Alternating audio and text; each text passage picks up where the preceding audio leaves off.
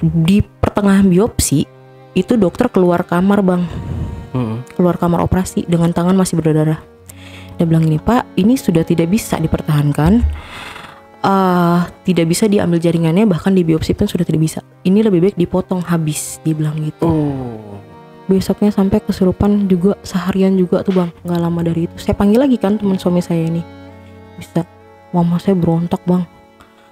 Terus adik saya akhirnya yang keluar pada saat itu bang. Dia ngeluarin taringnya ibaratnya gitu kan, keluar kamu dari cucu saya sekarang juga, dia bilang. Gak bisa, perjanjian darah harus dengan darah, dia bilang gitu. Saya ingat banget kata-kata itu. Ini nyokap makin drop, kita ke rumah sakit lagi lah. Ke rumah sakit itu tau bang, langsung kena kanker paru-paru stadium 2 lanjut.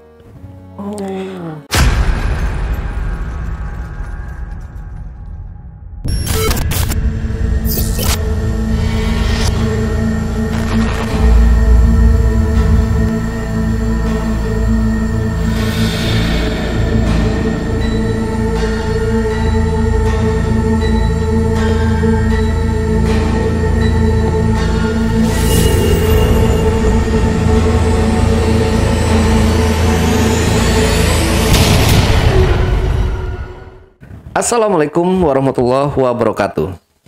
Jumpa lagi dengan saya, Ale, host Jejak Backpacker.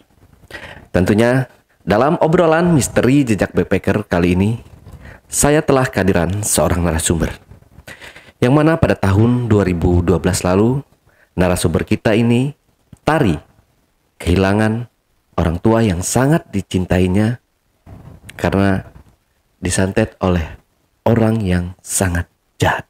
Langsung aja kita berkenalan dengan narasumber kita, Kak Tari. Oke, assalamualaikum Kak Tari. Bang. Saya ngebacainya aja udah gemeter kayaknya Kak, merinding. Gimana sih kita kehilangan orang tua, sosok ya, ibu sosok lagi ya. Ibu ya, yang selama ini kita menjaga kita, merawat kita, betul, gitu kan. Betul.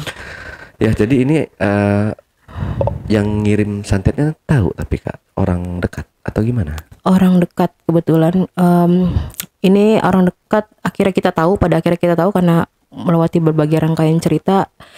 Itu tuh sepupu nyokap saya, sepupu mama saya, yang dimana backgroundnya beliau juga sempat diurus oleh nenek dan kakek saya gitu, jadi anak angkat gitulah intinya kayak gitu. Ya ampun ya. Ya. Jahatnya. Oke, ditahan dulu Kak ceritanya, nanti lanjut lagi setelahnya. Tapi sebelum Tari menceritakan pengalaman mistisnya lebih lanjut lagi, saksikan setelah OMG yang satu ini.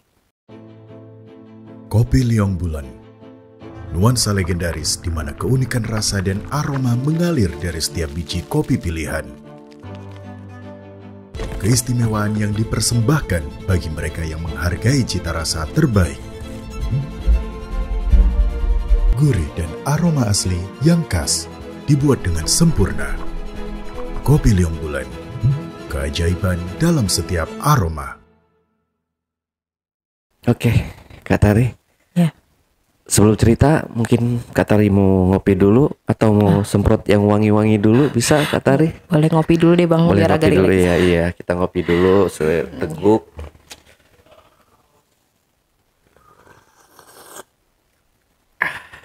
Mantap. Kopi Liong, kopi legendaris ya. Oke. Oh iya, pakai ini dulu deh Kak, biar wangi Kak. Oh boleh Segar. bang, boleh bang. Ya, perjalanannya tadi soalnya agak panjang. Ini dari Summit banget. Mist. Buat teman-teman juga yang mau parfum Summit Mist, silahkan cek di Shopee. Check out ya, jangan lupa. Iya bang, segar Oke. wanginya bang. Udah siap Kak Elga? Siap. Kalau udah siap, silahkan Kak Elga. Iya, saya di sini Tari. Assalamualaikum bang. Saya ingin menceritakan kejadian yang saya alami beserta keluarga saya, terutama ibu saya, di mana pengalaman ini di luar nalar dan akhirnya mengorbankan satu nyawa, yaitu ibu saya gitu ya. Ini semua kisahnya berawal di tahun 2012. Kebetulan waktu saya lagi kuliah ya. Tapi saya dari posisi di situ di rumah. Jadi nyokap ini harus pulang ke kampung karena ditelepon sama orang tuanya gitu, nenek dan kakek saya.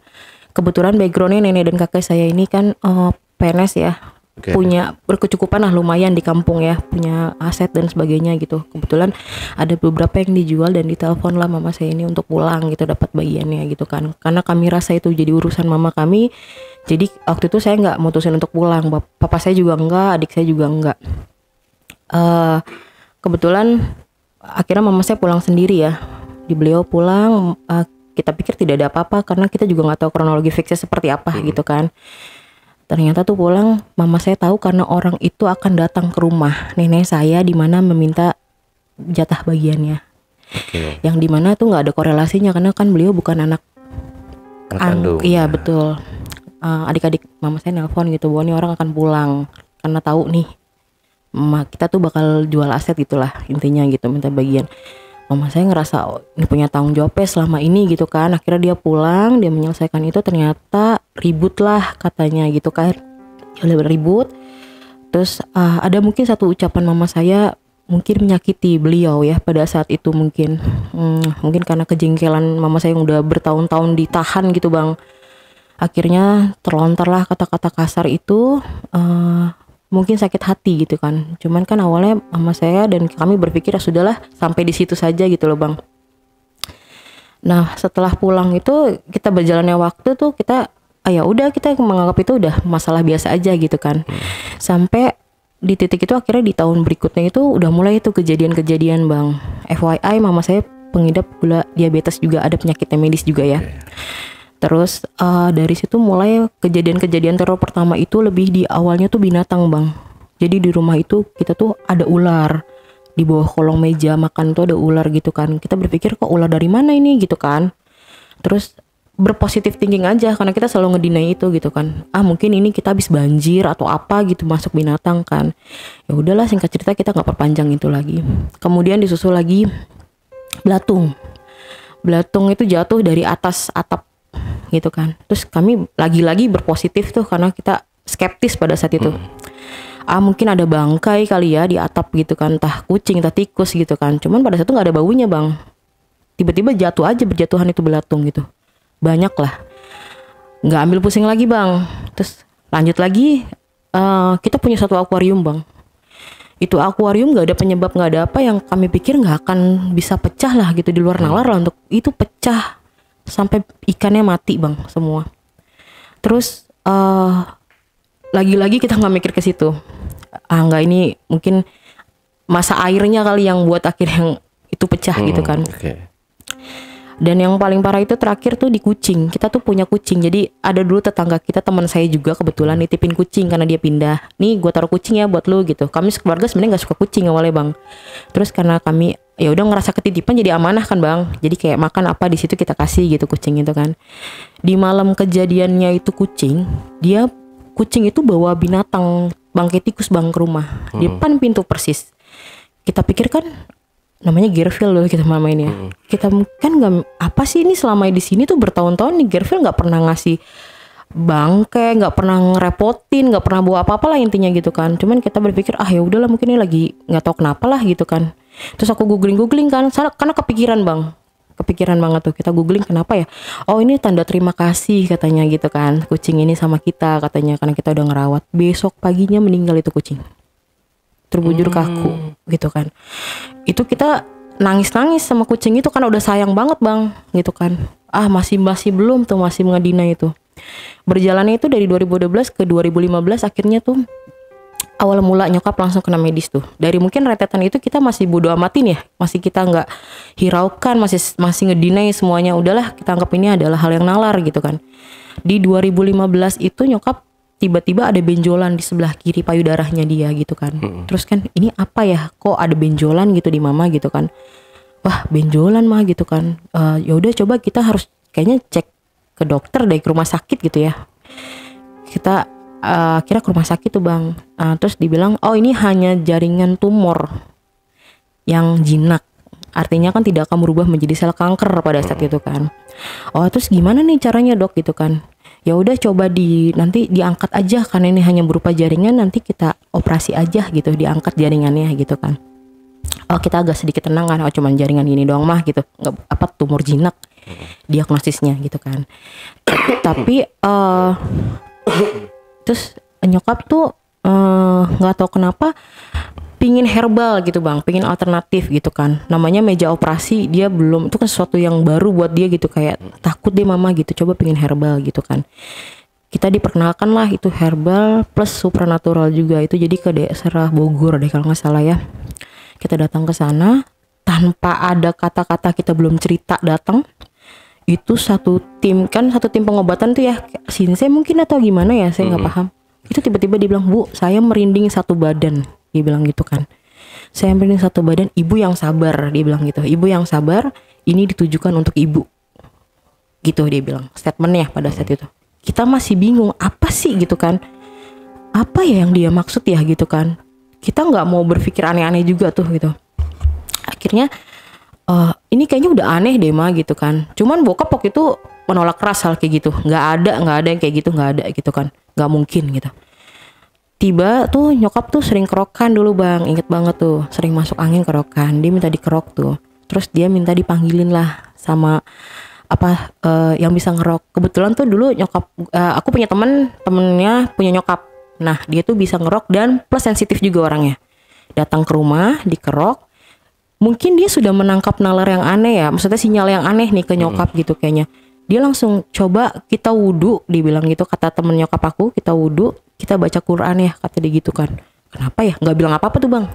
Kita baca Quran ya gitu. Nah, baca kan, aku wudu, langsung pulang kerja tuh, inget banget pulang kantor, terus dibaca, tiba-tiba respon mama tuh berubah. Langsung dia teriak-teriak, dia langsung kayak nenek-nenek, kayak ngapain ganggu, kata dia gitu kan, ngapain gitu kan. Ini urusan saya, ngapain ganggu saya gitu. Berubah jadi logat nenek-nenek yang gimana sih, nenek camuh gitu loh bang. Ngomongnya kan juga nenek-nenek gitu kan. Loh kok nenek-nenek gitu kan, kenapa nih, ada apa? Dari situ baru kita terbuka, pikiran kita terbuka gitu, kayaknya selama ini kita sudah mengabaikan terlalu jauh gitu loh bang, dari semua tanda-tanda itu gitu kan. Emang kayaknya bener deh pak, kita harus melakukan sesuatu gitu.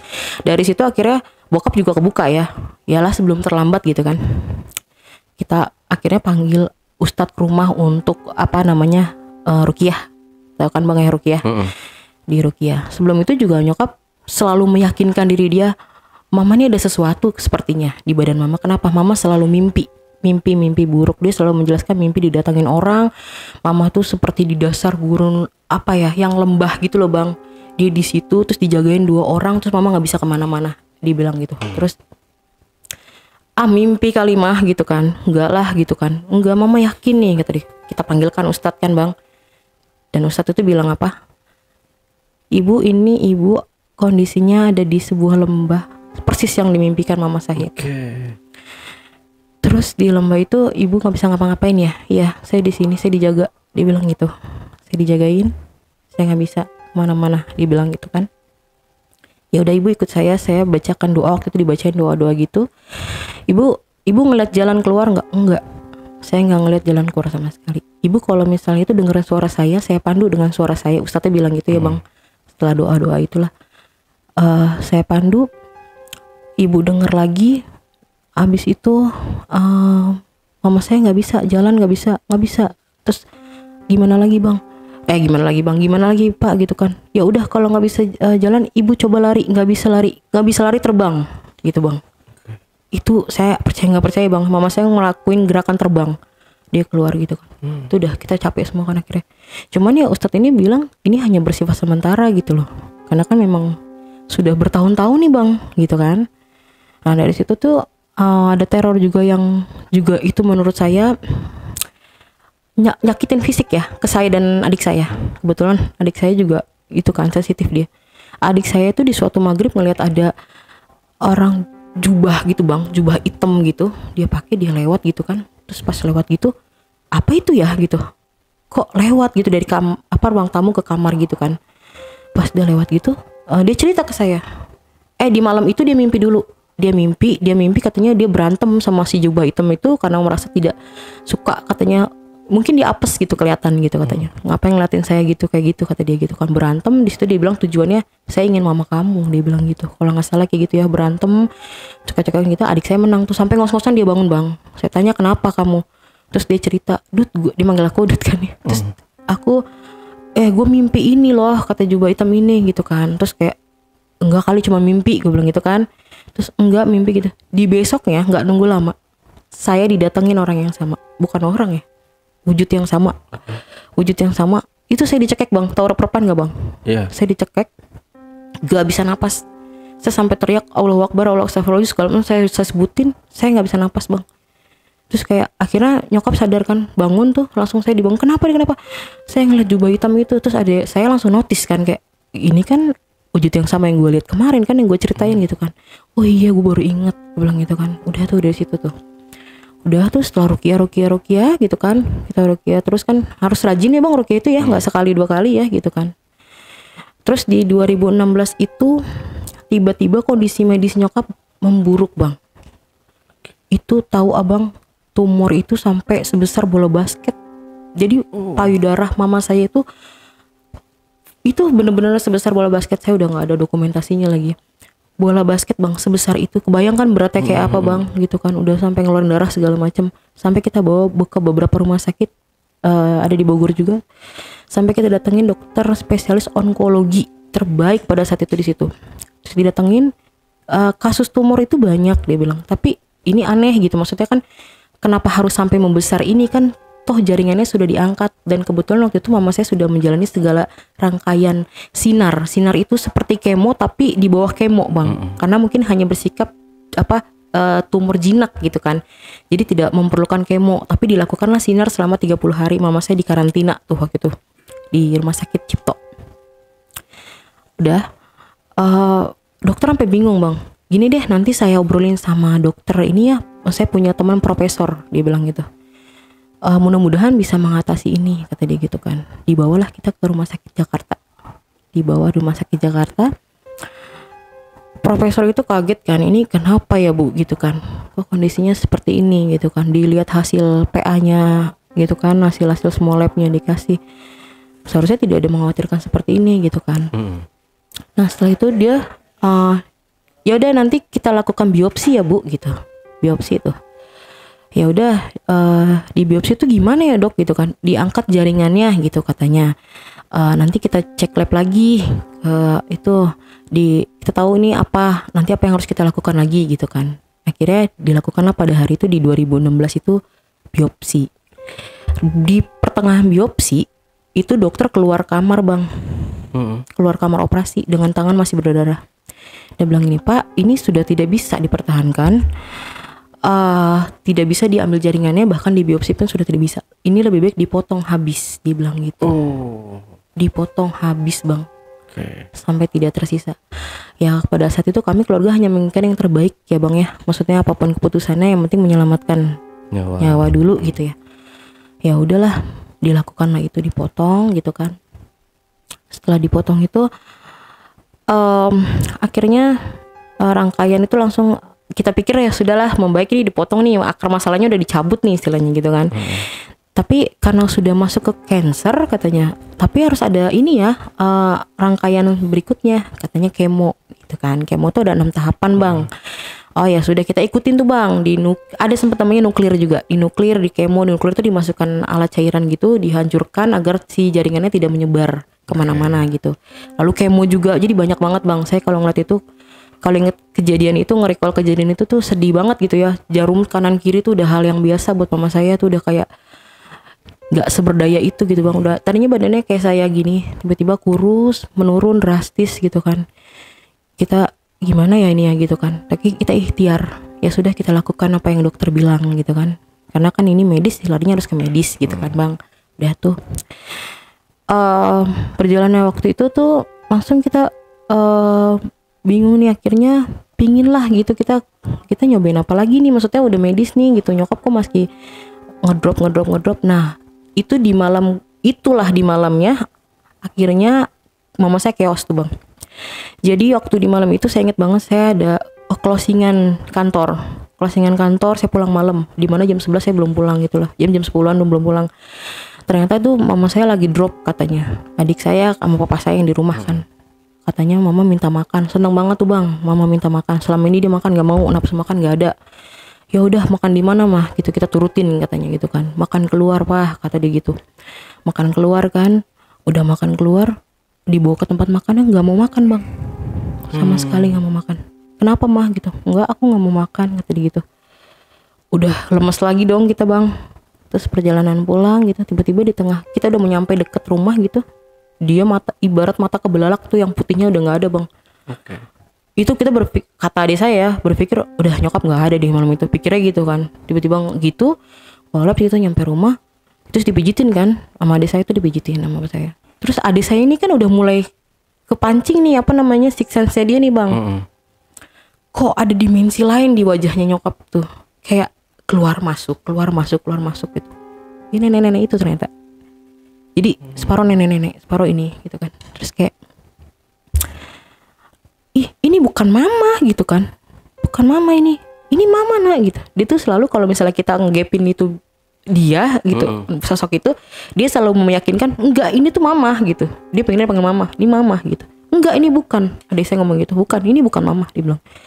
Terus kan kata papa, kenapa kamu? Enggak ini bukan mama. Dia ketawa-ketawa bang, hahaha gitu, kayak nenek-nenek gitu, ketahuan kata dia gitu. Emang enak saya kerjain kata dia. Aduh saya kayak gitu tuh. Emang enak saya kerjain, kasian kan katanya.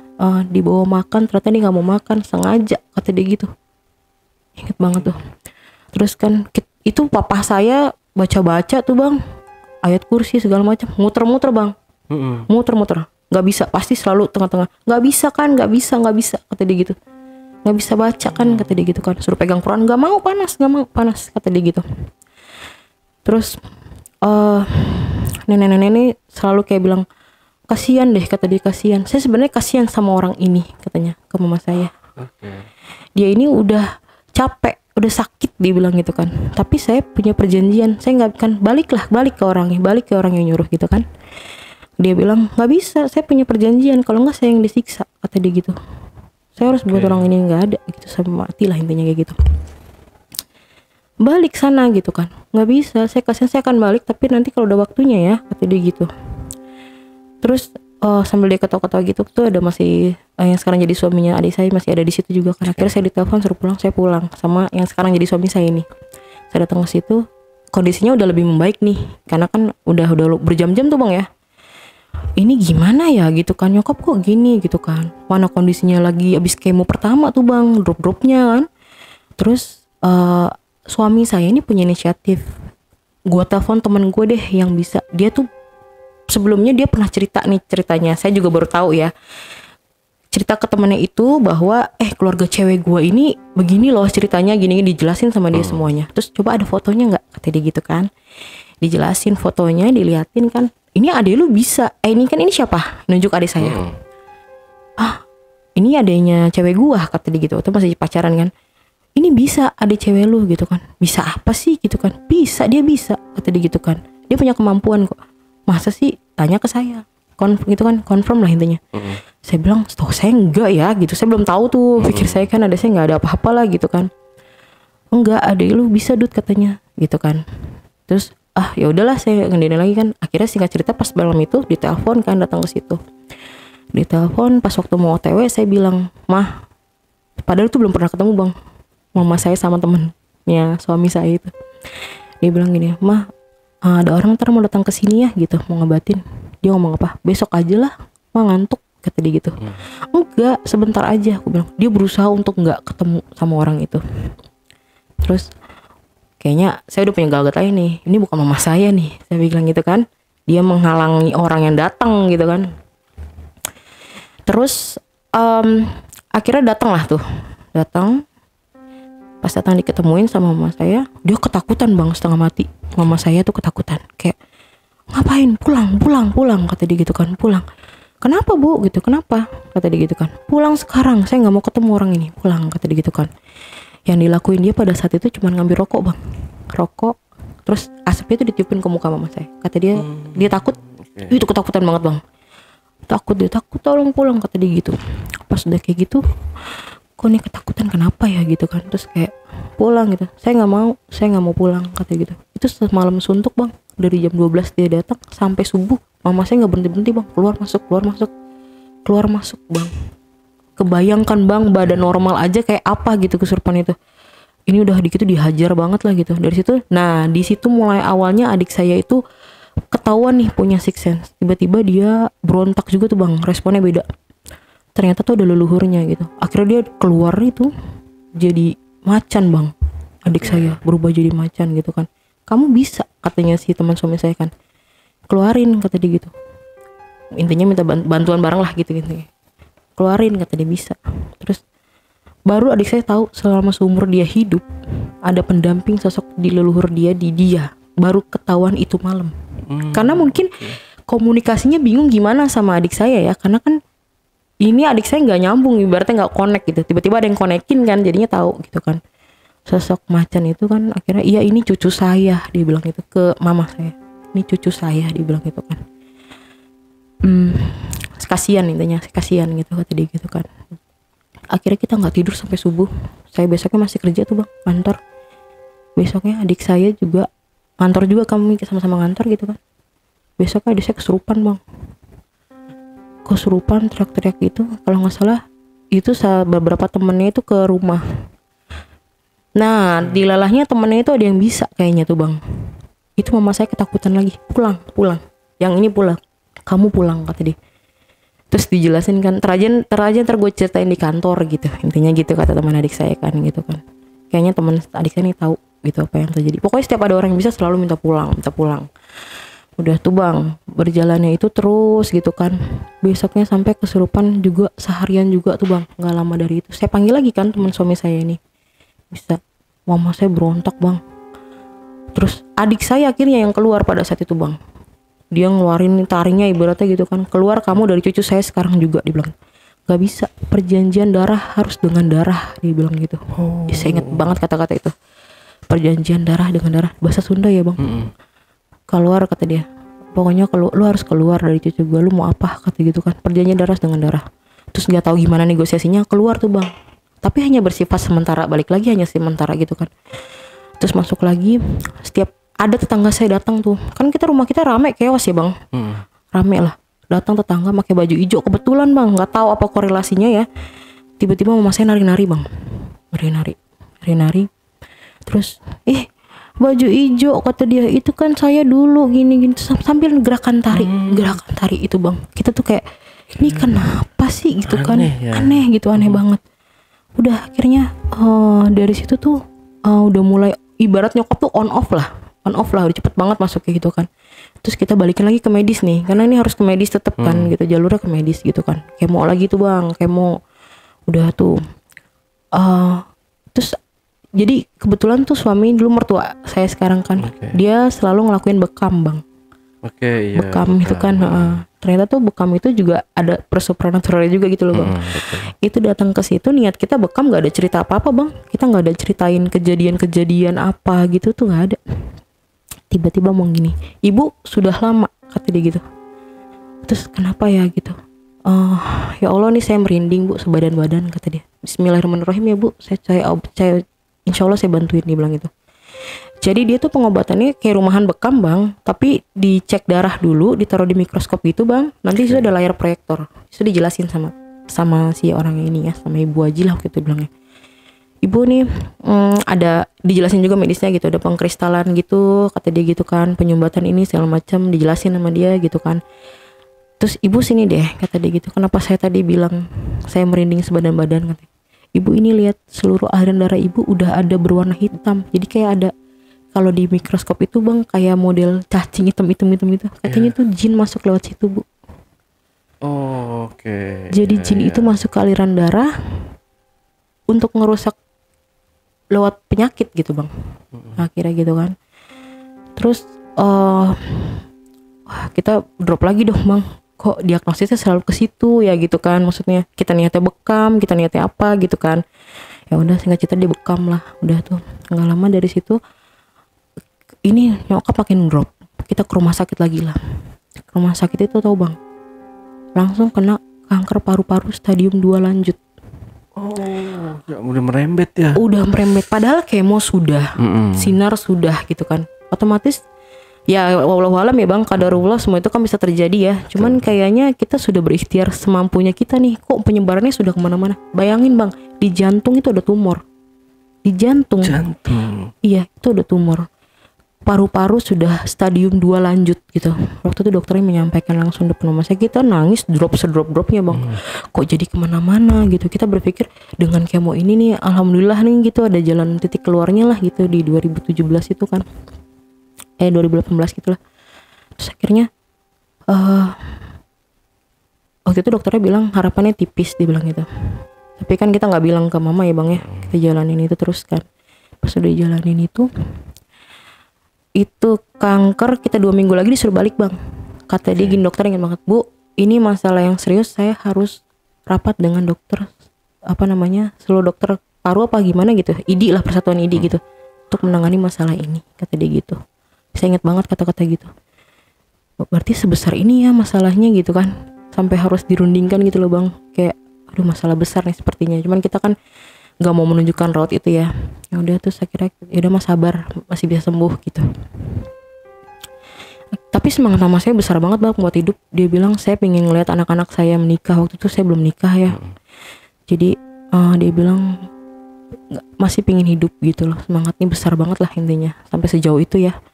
Terus sampai dia akhirnya nggak bisa jalan ya bang. Setiap mau sholat nggak bisa. Sampai jalannya ngangsur gitu loh bang. Saya pengen sholat gitu. Masuk lagi tuh nenek-nenek. Kasihan nih orang katanya. Kasihan nih orang kata dia. Mau ibadah dia kuat, dia bilang gitu. Kasihan sebenarnya saya nyiksa dia kata dia gitu. Tapi saya nggak bisa, ini udah perjanjian, dia bilang. Ini nanti saya yang disiksa kata dia kalau saya nggak buat sampai ini nggak ada gitu kan. Maksudnya saya bilang kan udah stop gitu kan. Ya namanya perjanjian nama gaib nggak bisa kali ya bang gitu aja ya. Terus mama saya tuh berusaha untuk sholat, bentengin lah intinya gitu. Sampai mau sholat aja sampai harus jalannya ngangsur dulu gitu, ngesot gitu kan. Udah sedih banget bang kalau yang itu tuh. Akhirnya udah di situ kita balik lagi 2 minggu itu ke rumah sakit ya bang. Dokter langsung bilang, Bu ini udah stadium 4. 2 minggu doang bang. 2 minggu doang itu berubah jadi stadium 4 ya. Cepet banget penyebaran itu. Waduh kok sampai gitu ya gitu kan. Terus ini gimana dok gitu kan. Ya udah Bu, nanti kita akan ada perawatan intensif ya Bu ya. Nanti akan saya observe dari sini, dia bilang gitu kan. Dirawat lah mama di situ ya. Dirawat di situ gitu, kita jagain segala macem. Terus akhirnya sampai dokter ngomong ke bapak saya, Pak ini kayaknya udah parah, dia bilang gitu. Cuma saya tidak mau mendahului Tuhan, dia bilang gitu kan. Itu udah dokter ngomong itu udah pasrah ya bang. Cuman berharap mujizat aja pada saat itu. Udah tuh akhirnya di hari itu tuh adik saya, kita tuh bertiga ganti-gantian cuti bang, jagain ya, karena kan kadang aku cuti adik bolak-balik aja kayak gitu. Terus waktu itu lagi adik aku yang cuti sama waktu itu cowoknya jadi suaminya juga sekarang. Di situ cuti berdua. Cuma gelagat nyokap udah aneh. Dia teriak, Dek ini kayak suara kereta deh gitu. Kereta apaan sih mah gitu. Taunya sirene ambulan bang. Oh kan nggak ada stasiun bang di sini. Rumah sakit Jakarta Selatan ya. Saya ingat banget. Kereta apa gitu? Nggak ada. Ini ambulan mah gitu. Itu kan kereta juga ya dek gitu. Oh ya udah kita nggak ini kita acukan. Tiba-tiba bang di sore itu burung gagak ngumpul di depan. Jadi depan bed mama saya tuh kaca kan keluar kelihatan. Itu tuh burung-burung gagak itu apa ya, burung kayak gitulah ngumpul di situ semua. Ada saya udah mikir ada apa nih ya gitu kan. Kayak aneh nih kayaknya gitu kan. Cuman udah ngedinai itu lagi. Terus kayak udah kita berpikiran positif aja. Karena aku juga berpikiran positif karena nyokap ini sering bolak-balik rumah sakit. Sering bolak-balik kayak ya biasa aja pasti bakal sembuh gitu kan. Enggak lah, pasti gak mikir ke situ gitu kan. Udah hal yang biasa gitu. Bahkan kita pernah ibaratnya sahur di rumah sakit kayak gitu kan. Jadi enggak lah, pasti balik. Taunya malam itu udah kolaps tuh nyokap. Aku datang ke situ gantian kan, sore datang. Tiba-tiba nyokap udah teriak-teriak gitu kayak mau pulang kata dia. Kita udah chaos bang, saya udah yasinan, udah nangis segala macam. Terus adik saya tuh nyium kaki nyokap. Kata dia gini, gue harus nyium kaki nyokap karena gue nggak akan lihat surga gue lagi, dia bilang. Sorry ya bang, gue nggak akan ngelihat surga gue lagi, kata dia. Dia nyium kaki nyokap gitu kan, nggak akan ada lagi, dia bilang. Cuman waktu itu masih belum ngeh ya gitu. Lu ngomong apa sih gitu kan. Enggak, gue nggak akan ngeliat surga lagi di sini, diciumin sama dia, diciumin. Terus jangan ngomong kayak gitu kan, aku bilang itu kan. Di malam itu dia minta telepon ke adik-adiknya gitu. mau minta maaf katanya, nelfon. Terus kita kasihlah kesempatan itu ya, sampai dia ngomong dia tuh nggak bisa tidur telentang bang, harus miring karena napas dia tuh selalu pakai oksigen. Ternyata tuh paru-parunya kerendam, paru-paru dia kerendam, napas nggak bisa, ibaratnya telentang begitu, miring aja bang. Saya ingat banget tuh, mama belum siap mati, mama nggak ada bekal, dia bilang gitu. Istighfar jangan ngomong kayak gitu, aku bilang gitu. Mau pulang, selalu mau pulang bang. Terus pas mau pulang gitu kan, pulang kemana sih mang gitu, mau pulang kata dia gitu. Udah tuh di malam itu kita tenangin lagi kan bang. Sempet saya terakhir itu apa namanya, beresin pampers, kan dia pakai pampers ya. Saya beresin pampersnya dia segala macam, saya bisikin di kuping gitu kan. Saya suruh pulang katanya, udah kalian pulang aja, rapi-rapi rumah, nanti ada tamu. Dia ngomong gitu, nanti bakal ada orang rame datang ke rumah, kata dia, rapi-rapi rumah ya gitu.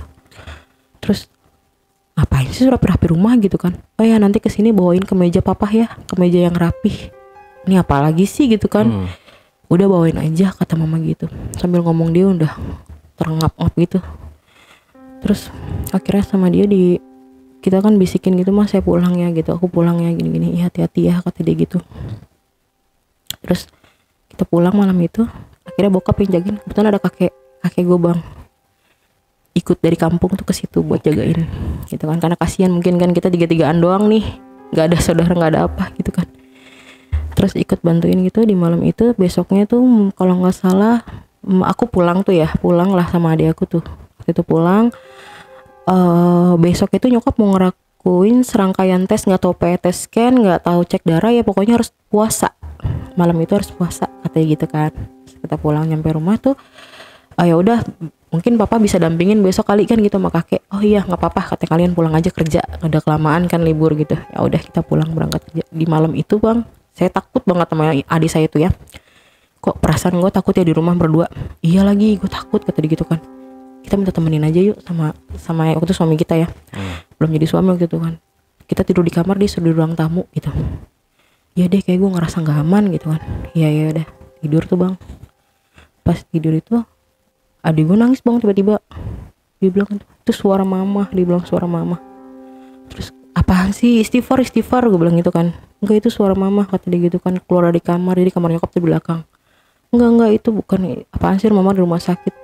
Nangis terus, dia nangis gak berhenti bang. Gue tenangin tuh, akhirnya tidur tuh gue sama dia berdua kan. Tapi perasaan gue tidur tuh malam aneh banget bang, kayak gimana ya, kok aneh gitu, kayak anget gitu rasanya gitu kan. Terus tadi gue ngomong semalam kan kayaknya nyokap melukin kita deh gitu. Paginya tuh cerita, masa sih kenapa ya gitu. Tahu, dia ngomong bengong aja, tapi dia sambil nangis nggak mau ngomong. Kayaknya dia udah tahu bang, kayaknya udah tahu nyokap bakal nggak ada gitu, karena dia udah punya kemampuan itu kan. Tapi dia kata dia, mulut gue tuh nggak bisa nyampein itu, dia bilang, karena nggak mau, gue berharap nyokap tetap ada gitu loh, intinya kayak gitu bang. Terus udah tuh kita berjalan lah kantor kan masing-masing. Terus tengah perjalanan bokap nelpon, putar balik ke rumah sakit, nyokap kritis. Bilangnya kritis ya bang. Kritis kenapa, gue bilang gitu kan. Terus kan harusnya kan gue taunya harusnya cek apa gitu segala macam kan. Nggak, kritis, putar balik, dia bilang gitu. Terus gue udah feeling bang, ini nggak kritis kayaknya gitu kan. Kenapa ditelepon kan, gue marah-marah juga kan. Mama udah nggak ada deh. Wah itu pecah bang, gue lagi di angkutan umum. Gue langsung nggak tahu yang gue lakuin apa. Gue cuma langsung nge-text teman gue doang, tolong sampai nyokap gue meninggal. Udah langsung gue balik naik ke Gojek itu ke rumah sakit. Adik gue mungkin lebih duluan dapat kabar karena infonya kan dia rumah sakitnya lebih dekat gitu ke kantornya dia. Dia nangis kencang-kencangnya katanya. Mungkin karena adik gue ini kedekatan emosionalnya sangat dekat banget sama nyokap ya, jadi dia ngerasa kehilangannya dalam banget bang. Bahkan mungkin sampai detik ini tuh dia punya trauma itu gitu. Kalau dia nge-recall ingat itu lagi tuh, wah sempet kayak kalau dibilang depresi gitu, kayak dulu sempet ada kayak gitulah, mentalnya keganggu gitu, kehilangan bener-bener dia. Akhirnya tuh dia nangis katanya, sempet ngeliat nyokap kan dibawa ke rumah duka dulu tuh bang, dibawa ke rumah duka dulu. Terus di rumah duka itu adik gue sempet duluan datang kan. Gue itu yang kayak nyokap gue udah kebujur kaku kan, kayak gue lemes bang, gue nggak tahu ngomong apa lagi. Gue bilang nih nyokap beneran nggak ada gitu ya. Terus nggak ada, padahal pada saat itu dia sudah selesai kemo yang ke-6. Itu bang, selesai kemo yang ke-6 itu harusnya tuh ada perubahan signifikan gitu loh bang. Kayak misalnya dokter bilang ini kemonya cocok karena rambutnya nggak rontok bang. Masya Allah banget. rontok, ya? Rambut nggak rontok. Terus nggak ada tanda-tanda orang kemo gimana sih bang? Biasanya kan kayak katanya kukunya hitam itu. Enggak, kayak cuman biasa aja gitu. Harusnya dokter bilang harusnya kan ini sudah membaik ya gitu. Maksudnya dari kemo ini nih dilihat dari 6 tahapan ini tuh ibu baik-baik aja gitu, nggak ada tanda-tanda. Bahkan kita udah nyiapin waktu itu kayak turban apa, emang pakai kerudung beliau ya, cuman kayak belum siap mungkin rambut botak ya gitu ya. Tapi nggak botak gitu, sama sekali nggak botak. Harusnya tuh seger banget gitu loh bang. Tapi ya langsung ternyata udah nggak ada di situ. Kita bawa tuh ya ke kampung ya, kita mandiin tuh.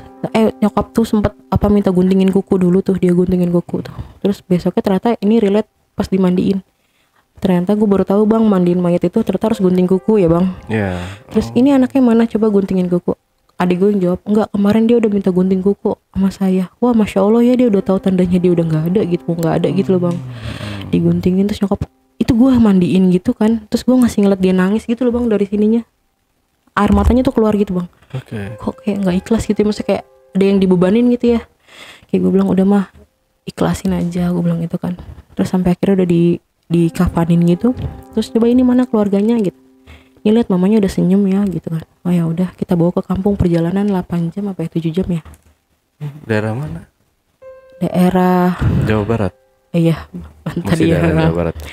Itu daerah situ. Kita ngajar ambulan tuh, pakai ambulan kan kita bang, pakai ambulan. Terus kita nyampe sana 7:30 malam. Kan harus segera dikebumikan ya, karena udah dimandiin dari pagi, kasihan katanya. Udah tuh nyampe dikebumikan, ketemu orang itu bang. First time-nya gue ketemu lagi orang itu tuh kayak waduh, bingung. Karena kan hal kayak gitu kita nggak bisa juga nuduh ya bang. Maksudnya sesuatu itu kan tidak bisa dibuktikan dengan fisiknya nyatanya kayak gimana, nggak bisa, bingung. Terus kita ketemu kan bawa iring-iringan mayat gitu bang, dia nyokap di ambulan, terus gue jalan. Jadi kebetulan pemakaman nggak jauh dari rumah nenek gue gitu bang, bisa jalan kaki. Dia datang gitu kan kayak udah meninggal, nggak ada ya, udah nggak ada gitu kan. Kok nggak ngabarin gitu, kata dia gitu. Kok nggak ngabarin, karena kita nggak ada yang ngabarin dia sama sekali. Terus ya udah, dia nggak ikut ke pemakaman. Ya udah, saya naik aja langsung ke atas ke rumah nenek gitu. Dia nggak ikut sama sekali. Sampai atas tuh kita harus siapin mental kan emang, kayak ini bakal ketemu dia lagi nih gitu kan. Tapi kita ya udahlah, pura-pura nggak tahu aja. Iya katanya pantesan dia apa segala macam, kata dia gitu kan. Ya nangis pada saat itu, dia nangis. Cuman kita kayak udah, aduh kayak gemes banget gitu ya bang ya. Tapi ya udah, gitu fake banget gitu. Kayak udah, ya udahlah gitu kan. Ternyata nggak sampai situ bang. Nyokap gue meninggal itu masih ada rangkaiannya. Kita pikir udah sampai situ ya bang ya. Aduh, gue ceritain ini tuh, nyokap keluarga kami itu dulu bokap family man banget bang. Quality time itu berarti sama keluarga, kemana-mana sama keluarga. Sampai nyokap gue meninggal, dia mengikrarkan diri dia tidak akan menikah lagi. Dia bilang gitu. Nggak tahu kenapa nih dirubah itu tuh bang, polanya tuh dirubah.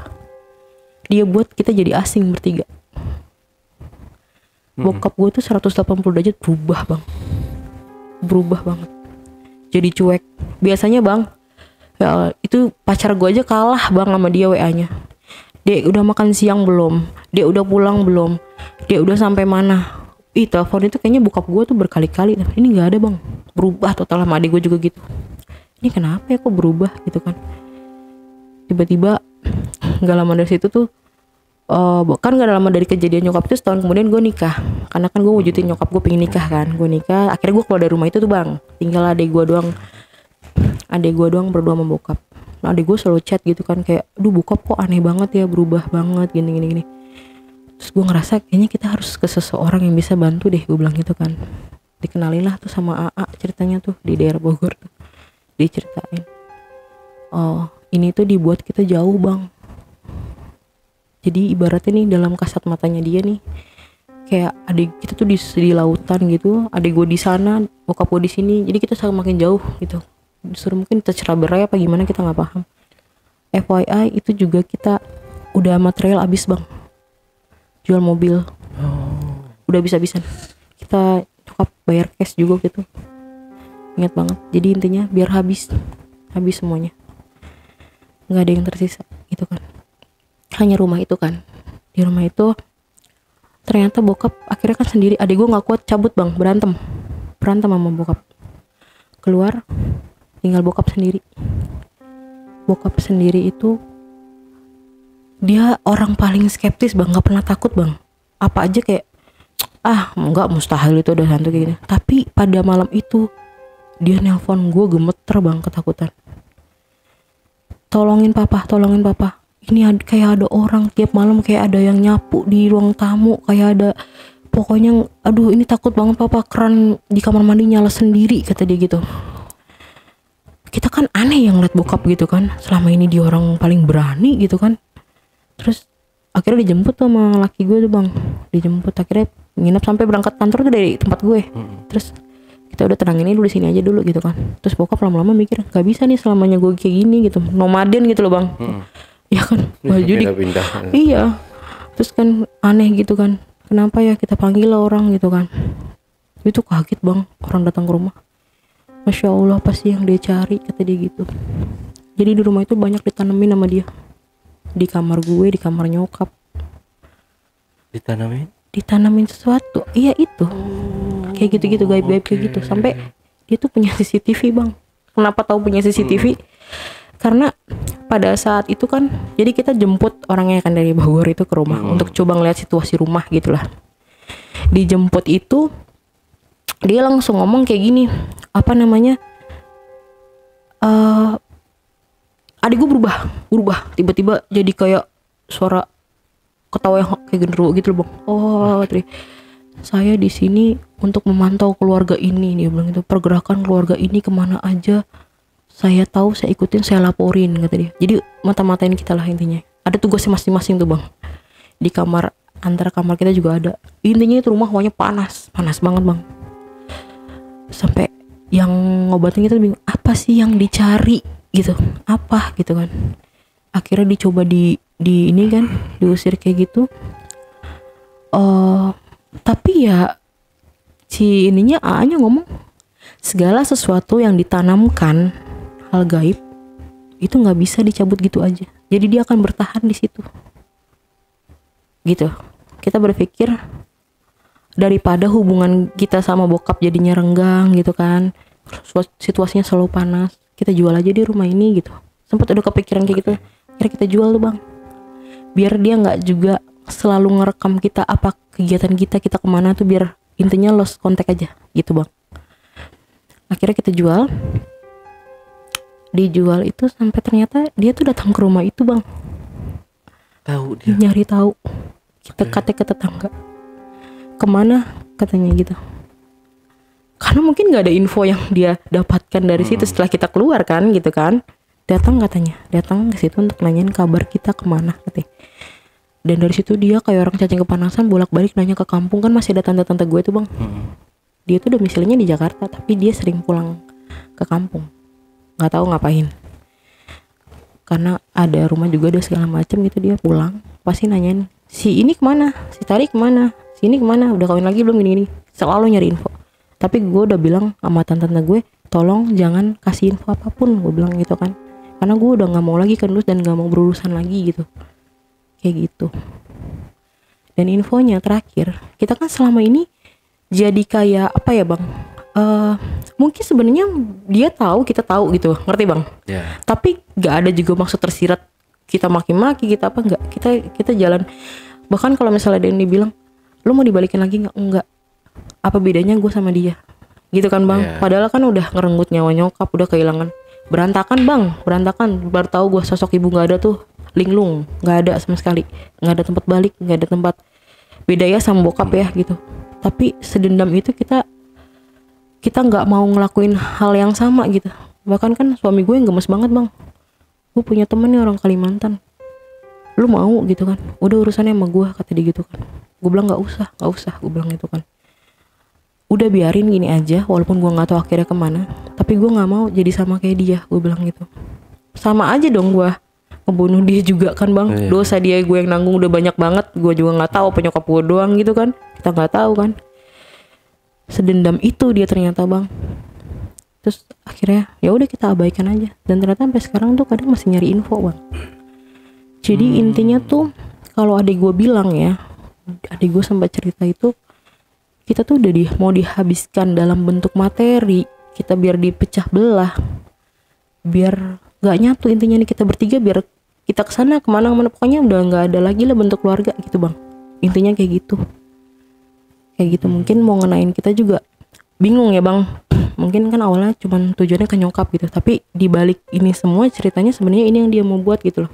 Nyokap nggak ada, kita tercerai-berai, materi udah nggak ada gitu bang. Bokap gue udah kelimpungan bang masalah duit gitu. Bayangin kita udah nggak pernah sama sekali berurusan sama kayak gitu-gitu kan, tiba-tiba bokap gue harus berurusan sama yang kayak ya kredit utang segala macam kayak gitu. Malah 2012 tuh belum ada BPJS ya? Belum ada bang. Waktu itu masih di cover kantor, tapi hanya sebagian karena limit nyokap gue tuh gede banget bang. Masuk rumah sakit tuh 100-an tuh ada bang untuk sekali tindakan sama segala macamnya bang. Jadi udah habis-habisan bener-bener bang. Gitu. Asuransi juga ya nggak bisa lah kan itunya, kayak plafonnya nggak terlalu banyak ya bang ya gitu. Udah lebihnya, dan itu kan kemo juga. Waktu kemo sih udah 2018 sudah ada BPJS kayaknya bang, kita udah bisa ngurus tuh. Berapa? 2018 17-18 tuh udah ada kayaknya. Jadi kita tuh pakai duit pribadi terus bang, udah habis-habisan bang.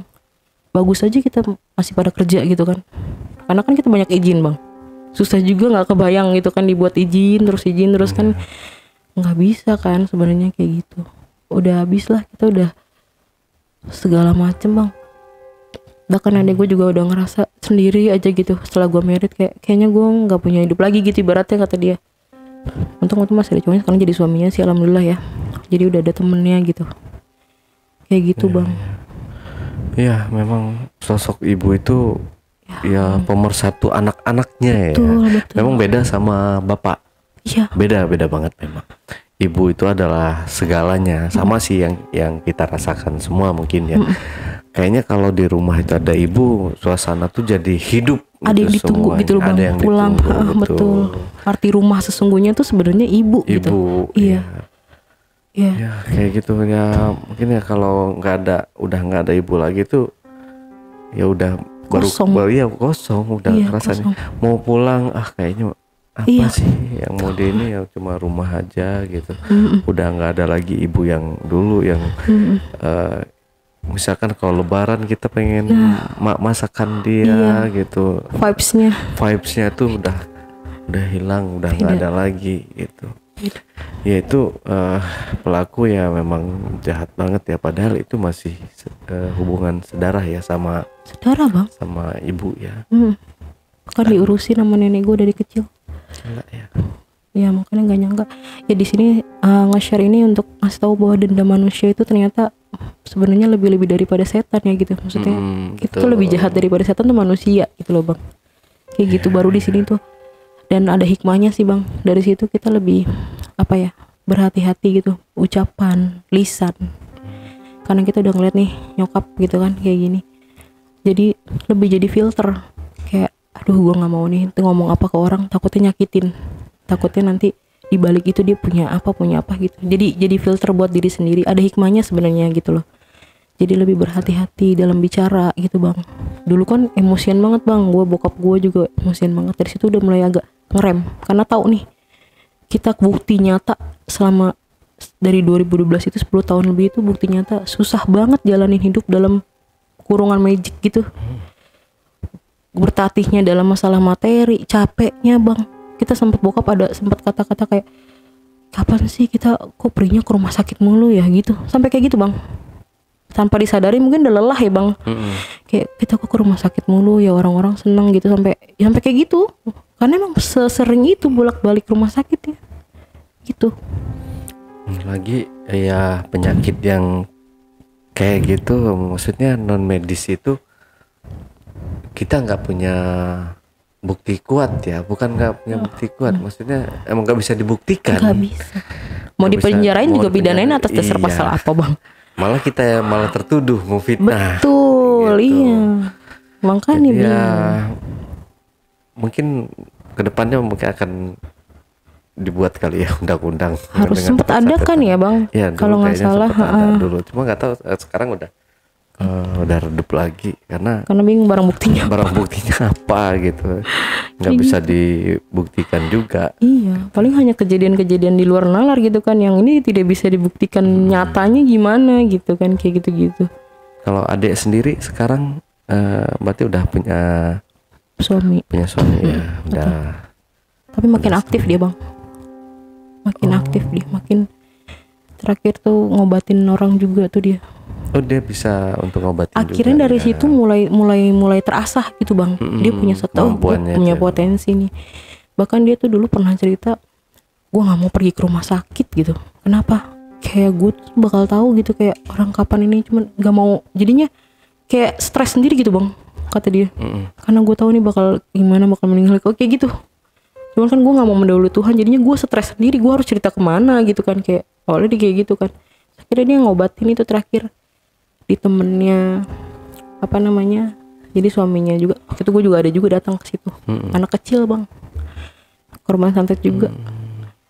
Dia bokapnya kerjalah, kayaknya masalah jabatan deh ya, kena anaknya gitu ya, niatnya bapaknya tapi yang kena anaknya.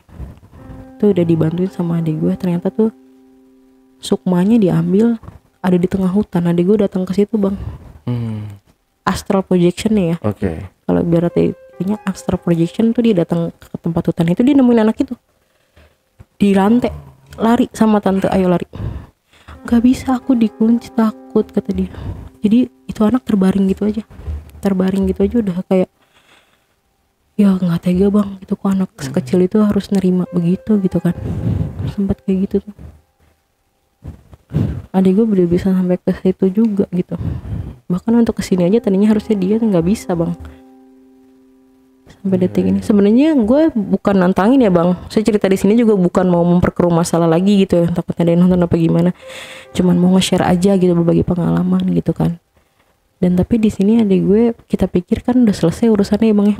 Tapi ternyata sampai detik ini adik gue juga masih ada di terornya gitu. Untuk datang ke sini aja pun nggak bisa. Kemarin jatuh dari motor bang. Dia sebelumnya mimpi kaki gue nggak bisa jalan, cuma mimpinya kaki nggak bisa jalan. Diteror sama maksudnya sama orang yang sama, beda lagi. Sosoknya nenek itu. Jadi nenek itu datang ke rumah, dia merinding sampai sakit kepala. Tapi waktu itu dilihat kok nggak ada. Biasanya tuh ada leluhur kita tuh ada gitu ya ibaratnya. Karena aku juga tahu ya, akhirnya kan kenalan gitu, tahu lah gitu ada leluhur gitu kan. Biasa tuh jagain tuh bang. Ini nggak ada, dia di depan pagar katanya. Merinding gue sebadan-badan sampai kepala, sakit kepala kata dia. 3 hari terus mimpi dia datang ke rumah. Akhirnya dia fix ini tuh nggak bisa kesini, Dut, kayak gue nggak bisa, dia bilang itu. Gue terlalu banyak terornya, dia bilang itu.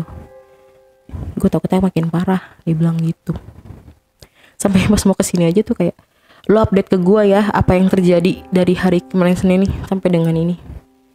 Laporin ke gue, bilang apa nanti gue bisa coba cover, dia bilang gitu. Itu sih bang. Makanya agak-agak kasihan adik gue juga sebenarnya kayak gitu, beban jadinya kan. Iya kasihan, jatuh bang dia kemarin ke rumah, kakinya bengkak banget, jadi apa ya, biru gitu, jatuh dari motor. Suaminya nggak bisa jalan. Gue nggak tahu tuh ya ada korelasinya apa enggak ya bang. Tapi di mimpi itu dia mimpi lakinya nggak bisa jalan, dia juga nggak bisa jalan gitu. Mudah-mudahan sih enggak ya, cuman kayak ini aja gitu. Kan dia juga ini nggak apa-apa nih gue maju gitu, tadinya awalnya gitu, nggak apa-apa, bismillah gitu. Niatnya cuma mau cerita. Sampai tadi datang ke sini tuh dibilang diniatin gitu loh. Ini tuh niatnya kesini cuma berbagi cerita pengalaman bahwa dendam manusia itu sampai sebegitunya, sampai dibawa ke alam kuburnya intinya gitu. Kayak gitu bang. Yang terpenting sih kita mendoakan yang terbaik aja buat orang yang selalu jahat sama kita. Betul. Jangan kita balas lagi dengan kejahatan juga. Insya Allah. Ya biar Allah yang lebih bagus untuk membalasnya nanti. Iya. Ya mudah-mudahan cepat sadar dengan apa yang dia lakukan. Kalau selama ini jalan yang dia ambil itu salah gitu. Oke, Kak Tari, terakhir Kak Tari mungkin ada yang perlu disampaikan lagi sebelum kita akhiri ceritanya? Enggak ada sih bang, pesan-pesannya cuma itu aja, jaga lisan, jaga sikap kita ya. Kita nggak tahu orang itu akan menerimanya seperti apa. Mungkin kita ngerasanya biasa aja gitu, tapi kadang kan kondisi mood seseorang kita nggak bisa tebak juga ya. Mungkin sakit hatinya sampai mendalam gitu, akhirnya melakukan hal yang enggak juga kan, jadinya kayak gitu. Itu aja sih Bang, buat lebih hati-hati. Yang penting lebih banyak perdalam ilmu agama. Betul, dibentengin ya. Mendekatkan diri kepada Sang Maha Pencipta ya pasti Kak ya. Oke, JPker, itulah tadi obrolan misteri jejak backpacker bersama narasumber kita Kak Tari. Jangan lupa untuk selalu support channel YouTube Jejak Backpacker, subscribe, like, komen, dan share sebanyak-banyaknya video-video YouTube Jejak Backpacker. Dan buat teman-teman yang punya pengalaman menarik yang ingin bercerita langsung di studio Jejak Backpacker, silahkan menghubungi admin di nomor 0858 47683 atau di 0852 1234 5683. Wassalamualaikum warahmatullahi wabarakatuh. Oke, Kak Tari, terima kasih buat waktunya. Wih, dingin banget loh tangan Kak Tari. Ngopi lagi Kak Tari, kita habiskan kopinya. Ini udah dingin nih, kena AC. Sampai jumpa.